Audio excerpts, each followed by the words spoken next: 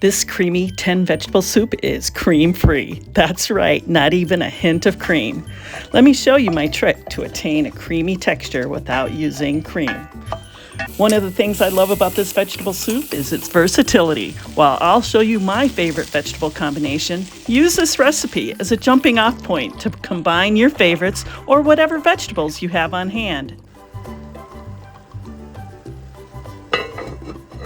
I took a detour from the ordinary by sneaking in a blending session to thicken things up. And forget that heavy cream. My secret weapon is lightly toasted sandwich bread blended together with some broth and some vegetables. Now you've got that creamy texture without the extra fluff.